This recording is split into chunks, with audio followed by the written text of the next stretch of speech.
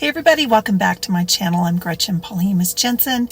I'm in my car because I'm fixing to run into an appointment, and I wanted to make sure that I had some time to do this.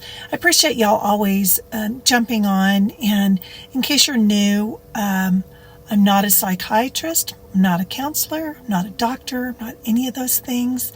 I'm a woman that had cancer and talked her way out of it.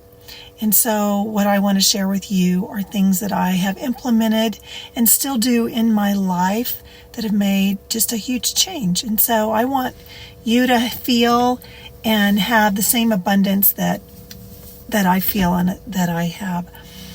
I was just driving. I'm up in northern Utah today for an appointment, and I was listening to this speaker. His name is Brian Scott. He's really fabulous. And he was talking about trees. And trees are majestic to me. One of the things I love about traveling is seeing the different horticulture thing, that's growing, and trees are definitely a part of that. He said, every tree starts, like everything in life, as a seed, even us, right?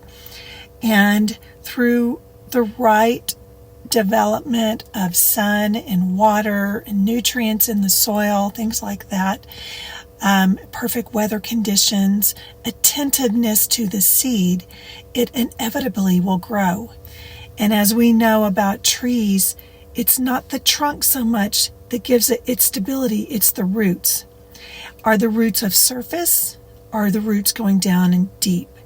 If you ever planted a tree in your front yard, sometimes they will suggest that you put a drip that's through a stake that will get down to where the roots are going to be to really give it that nourishment that it needs. And so that's kind of like us. Are we focusing on surface roots?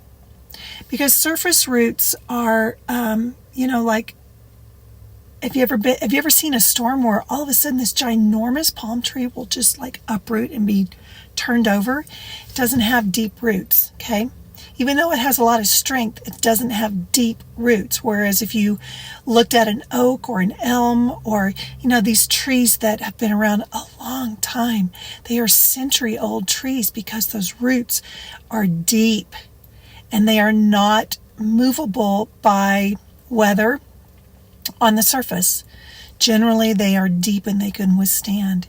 And so as we go about our day, we want to focus on tending to the deep root. Okay, when you tend to the deep root, you automatically will have leaves, and you'll have foliage, and you'll have flowers, and you'll have all these things. You'll have all the blessings and benefits of taking care of your roots. If you went to the nursery and you bought a tree and it was in full bloom, say it's in the spring, you get it home, those blooms are not going to last very long. They're seasonal, right? But if you take care of that tree, you know what? This time next year, it's going to do the same thing, and it's going to be multiplied, and you're going to enjoy it.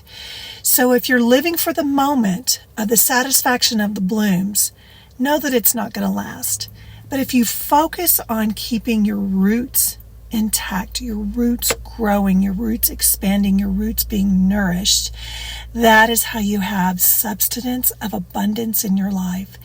And so when you focus on gratitude, when you focus on helping other people, when you focus on the goodness that you have and the goodness that you love to share, those are all tools that are making your roots deep and firm and strong within the soil of your life.